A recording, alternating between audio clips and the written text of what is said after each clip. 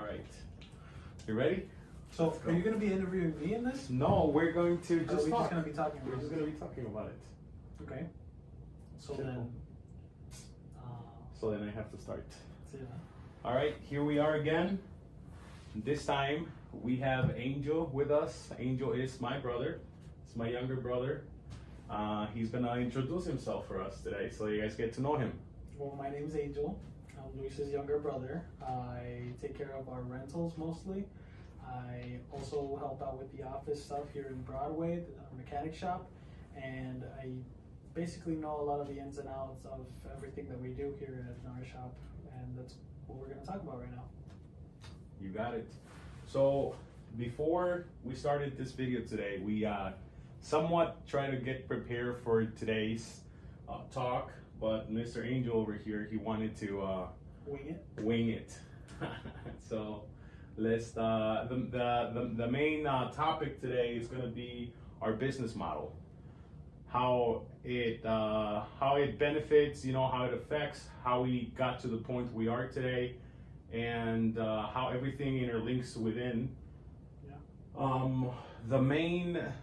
The main business that it started, as the previous video you guys watched, was about how I got the shop. And now that you guys know that it is an automotive shop, for the first 5 years of our business, it was mostly doing mechanical repairs.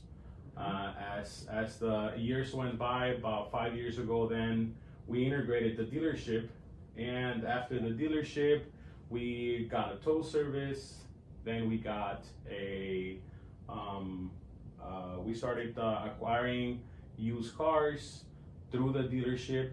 Now we have a bunch of parts, right? Yeah. And eventually, then in the last couple of years, we got the rental business involved. So we're gonna talk about that, and that's a little introduction on what's it gonna be, and let's go. So what do you think? What do you think of our business model? Well, everything basically interlinks with our business. You have obviously the main thing, which is our shop, and from there you connect it to everything that's surrounding it. You got something like, let's say you got a customer that's dropping off their car, but they can't drop it off for 2 days, which is what you need for the repair. Then you can offer them a rental, obviously, so that it's another form of income for us. Or let's say that a customer calls in and they're like, I need to go drop off my car to you, but I don't have a tow service or something like that. And in that case, then we've got our tow services ready for anything like that. Any body parts, things like that. We got all of our junk cars that come straight from our dealer that didn't work out for sales, but they're definitely helping us out with any kind of repairs that we need. And not only that, but that also applies to our rental vehicles that need body parts, or our dealer vehicles that happen to need body parts as well. Any of our rentals are also vehicles that we are selling at all times, so that also helps in that aspect. So everything just connects completely, and it is like just a flowing river that continuously refills itself. Good morning, everybody. Here's Luis again. Now, February, second week of February, we are going to be offering you guys discounts on any tire sets you guys buy. We're going to be giving you guys free alignment checks. So to all you out there in the Elgin area, give us a call, 847-468-4784. Thank you. That is as simple explained as it can be, and this business model is slowly got together with the hard times that we've encountered with in our past. Like it all started. Some of it started with COVID. I don't know if we've ever talked about it, but when COVID came, we had a hard everybody, I'm sure, had hard times. Yeah. Just surviving. Yeah. So at that point, that's when how old were you? I think at that point I was still in high school. I was only working part-time, and during the actual like lockdown for COVID, I wasn't working here. You were at the house? Yeah, I was just at the house, and I think it was just you, our sister, which works with us as well, and my dad. That was basically just here trying to run the shop. Yeah. That was when you tried to start implementing a lot of other things, which was like the I think that was when we originally got the dealer's license. Yeah. And so that is when the car sales came into play. We started buying some cars. That was the beginning. Yeah. I think it was the January that we had our first dealership, and we were doing great. At that point, we were doing buy here, pay here. You probably don't remember, but at that point, I was partnering up with someone doing buy here, pay here. That was our only business model. Buying cars, providing service to the customers, fixing the vehicles we've invested in, and then from there flipping them or offering financing. So once COVID came in, the finance world was destroyed. It was destroyed mainly because we couldn't repossess the vehicles. People would stop paying for their loans, and we lost a lot of money back in those times. Yeah. So, and right around that same time, we started Turo. I don't know if I ever told you that story. I think, yeah, because Chris had been talking about rental cars for a long time, which Yep. Chris is the guy that originally started rentals within Correct. our dealer. But it was like a call for help because of everything that was happening with Correct. COVID. We were just struggling to try to look for those different solutions or scenarios where we would be able to survive, Stay afloat. stay afloat, Yes, exactly. and make sure that everything was going the way that we hoped. Exactly. So after that, after we tested Turo on one unit, we then had to move dealerships to a different location, and at that location, that's when we started pushing more of the rentals. We did some direct rentals, we did some Turo rentals, we kept on doing the flips. I moved from the shop to that location to make it grow. We got to create some relationships with banks, credit unions, and just multiple different ways of finding financing to the customers. But as time kept on going, then we worked with floor plans. I don't know if you guys know what floor plans are, but normally for dealerships, when you own one, there's certain banks that you can floor your vehicles as a dealership, which is it's money at high interest rates, and then you get 60 days to flip them, 60 to 90 days to flip them, and if you don't flip them, then there's fees start piling up. After that, then the knowledge that I kept on reading and writing and learning from, and the mentors, then I started thinking there was people out there that would mention, why don't you try to find private investors? And I at that point started looking at our friends and family for money. Yeah. To start using their money to invest it in the sales industry, and we would we actually pushed off the floor planning, so that we know funding and things correct. Like that. Yes, We started yeah. pushing more for we private or like private lending within the family within. things like that. So we still give them interest. They still charge their interest, but it's not the same as getting money from the banks. Right, because when you're getting money from the bank, it's like you get that money, you pay that interest, but Right. you never see that back.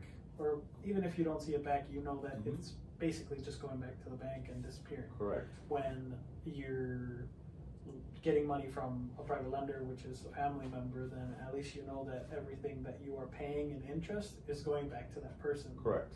You have. Yes, exactly. So from there, that's how we started growing our rental fleets, and now we have live on Turo. If I'm not mistaken, we have about 30 no, like 42 to 45 units, and about 20 plus.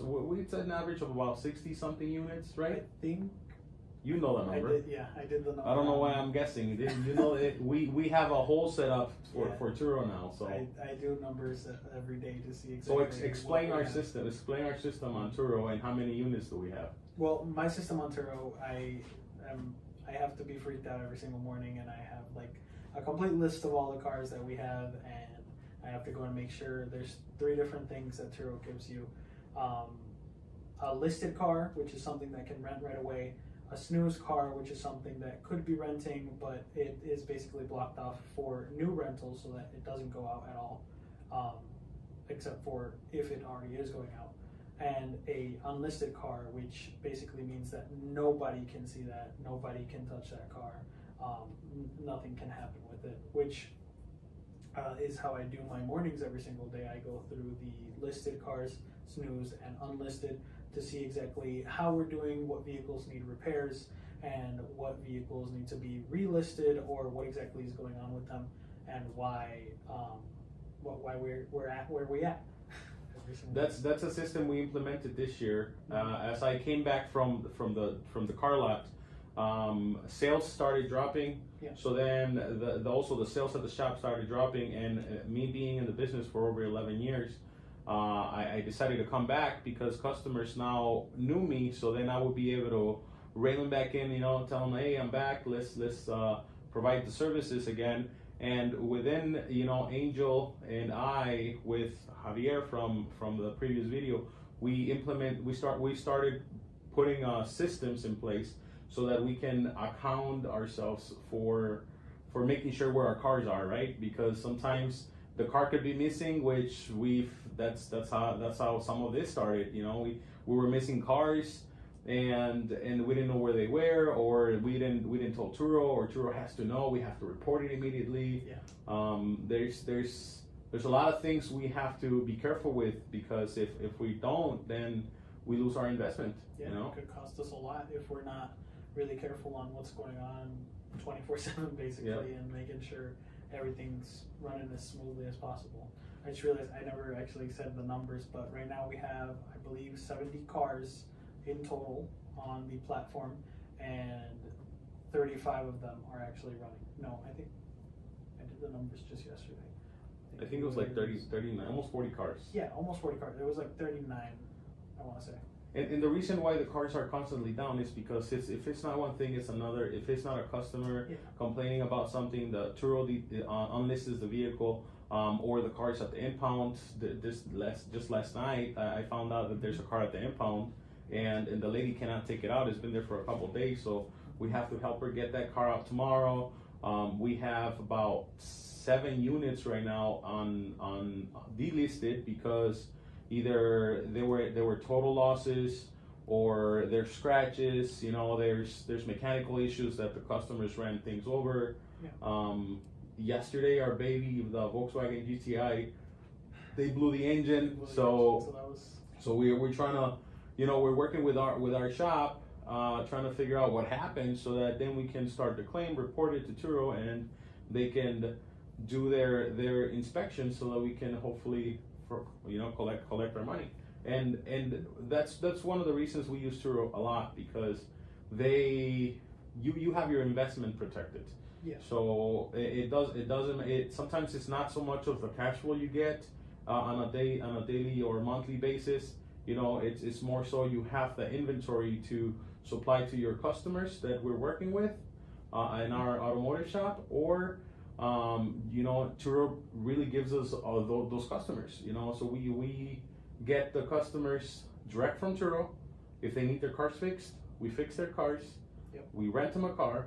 We are able to tow their vehicle into our shop, and then if their car at one point it's not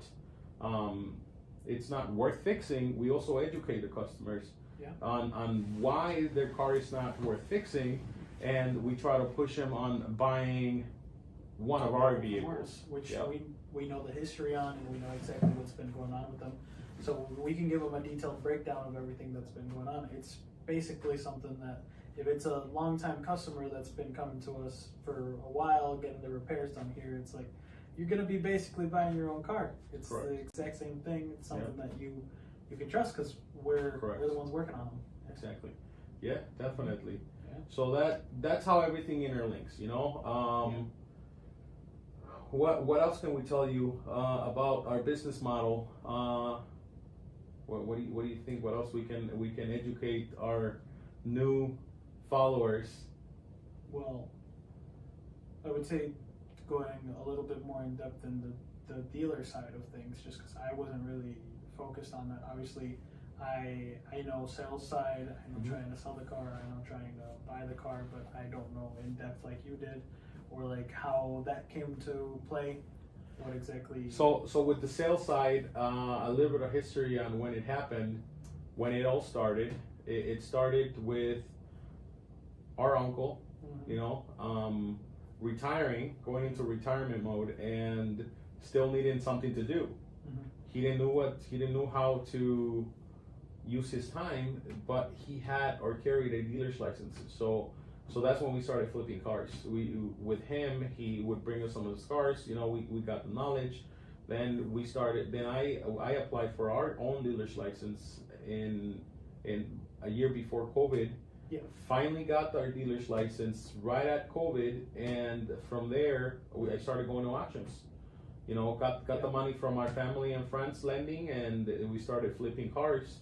So we buy from IAA, which is an insurance. It's an insurance auction. We buy from Copart. Yeah. We also buy from ACV. ACV is an online also auction. We stopped going to live auctions because there's just a lot of flippers. There's a lot of people, a lot of dealerships that they just dump their cars that they're just trying to run from, you know.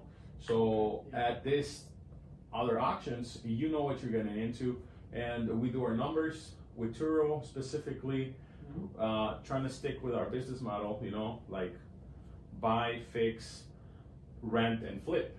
You know, with that business model we have, we're able to get vehicles that qualify on Turo, which for those out there that don't know what they need to qualify on Turo is it has to be a 2013 this year. Every year, you know, it moves up on scale.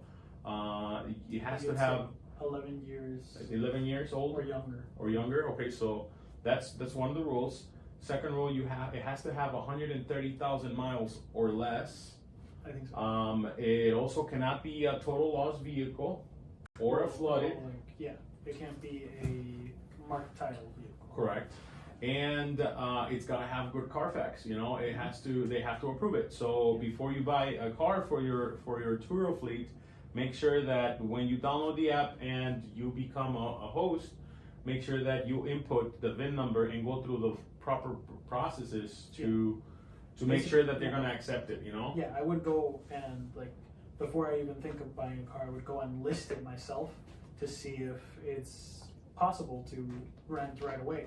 Because Turo won't stop you in any way, shape, or form to actually list it without even actually having the vehicle, just so that you know and you are 100% safe that it's a good buy, and you are 100% covered that once that car gets here and you do whatever repairs you need to do on it, you will be able to rent that car. Correct. Yeah. So back to the sell side. Yeah. The last couple of years that our knowledge grew to know how to buy. So now we Carfax every vehicle. As we Carfax a vehicle, we know the full retail. The full retail is important because that is the number that you want to push it to be as high as possible, and you want to buy as low as possible, so that when you're all in the vehicle, you're still profiting $3,000 to $4,000. Right. Because now our rental program.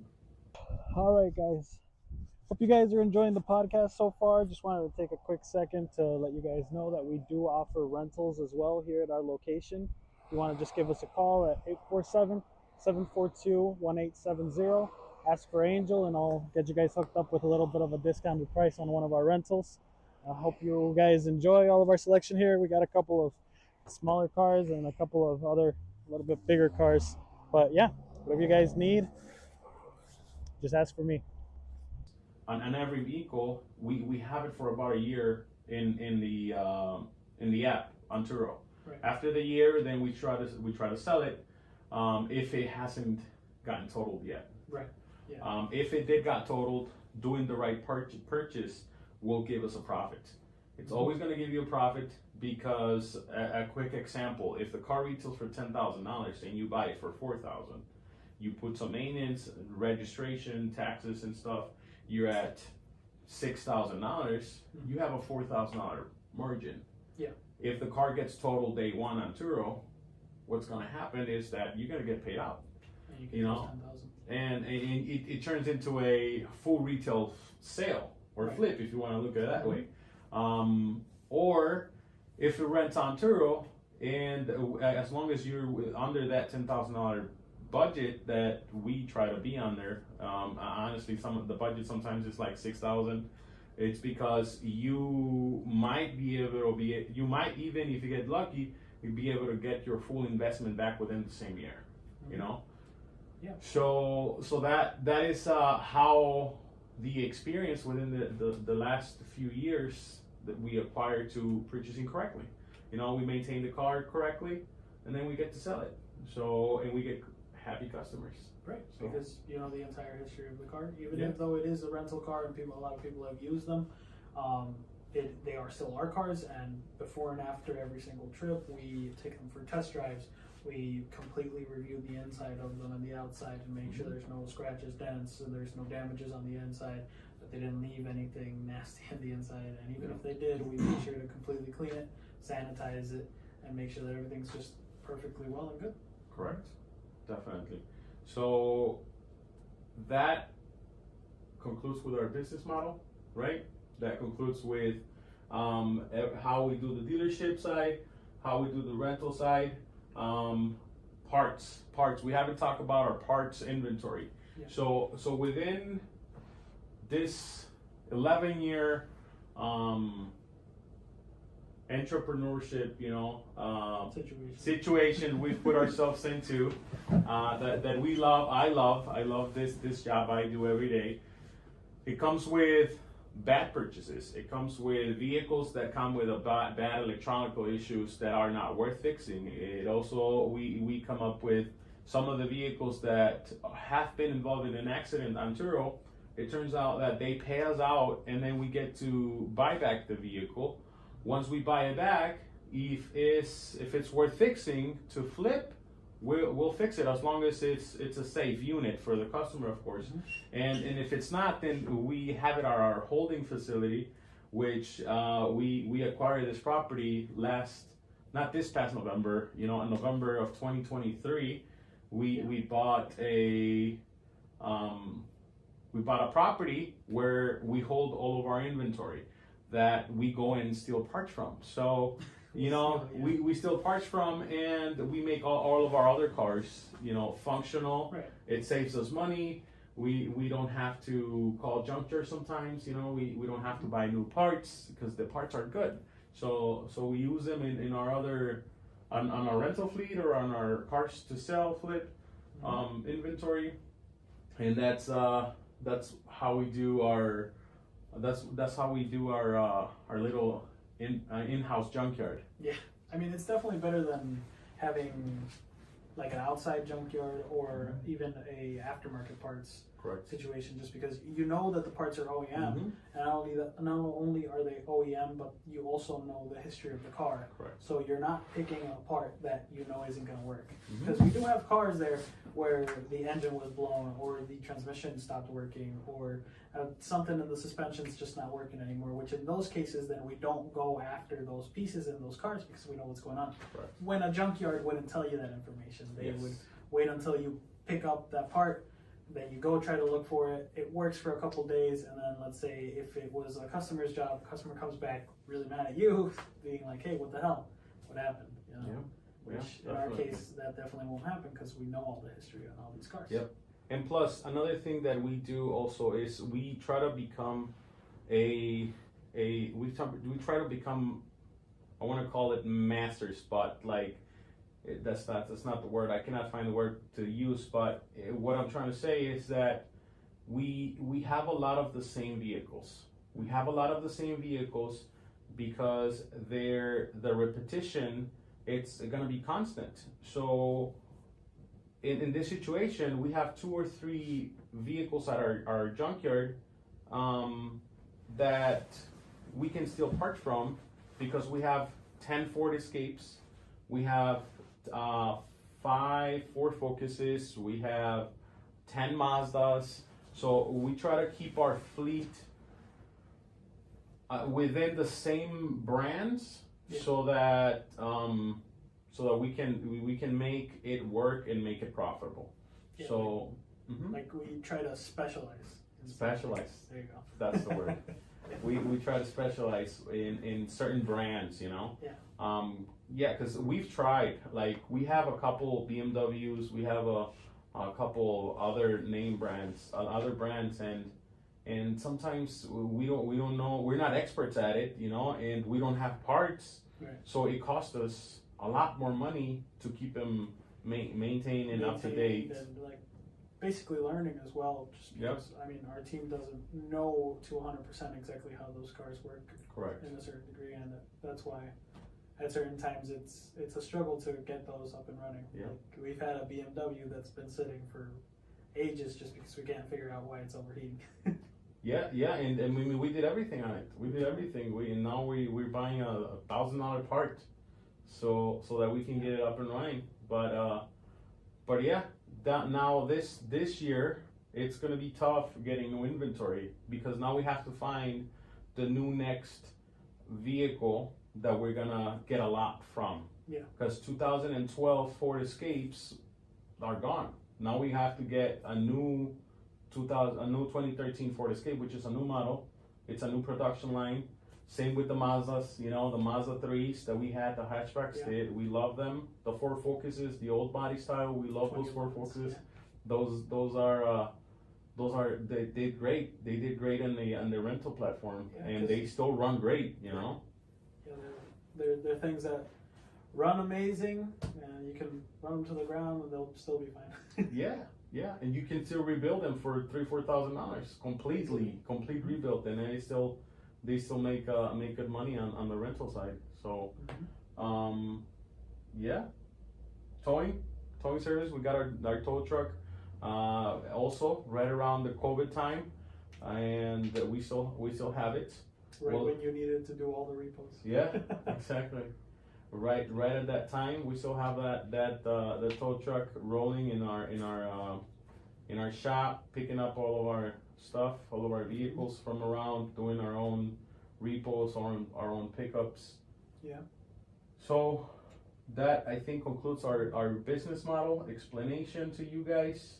If you guys have any questions, if you guys want to start your own Turo fleet, we'll definitely help you guys out. I mean, yeah, we can definitely go into depth of anything here, really, because this is still a basic understanding of what is our day-to-day plans. Obviously, the shop has a lot more to handle with it, and there's a lot more to talk about with that, like the repair shop. The dealer, there's a lot more things to learn about buying cars, selling cars, when things are at the right time to buy and things like that. And Turo as well, everything is like a video game.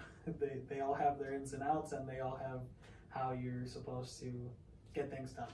And I mean, if anybody wants a little more information or wants to start their own thing with anything that we're talking about or anything that we have that's part of our process, definitely let us know down in the comments or whatever you guys would like to say. We're gonna put our phone number on there, so that you guys can call us, text us. If you guys have any questions, we'll be glad to answer. And eventually, our YouTube career, our YouTube career will come with different ways of helping you guys out, different processes. At the end of the day, what I want to address, and I'm going to try to address every time we create a video, is that we're doing this content to help to help people, to teach people. Anybody that wants to become an entrepreneur, you know, we've done it now. I've done it now for 11 years. I quit my job when I was 22 years old to become my own boss. And with the 11 years of experience I have, a lot of failures have come from it, and I want to introduce it to the world, you know, share my knowledge. There's like Gary Vee says, I kept on watching his videos lately, and is teach it, and don't stop sharing it, you know, and eventually everything will pay out at the end. So Yeah.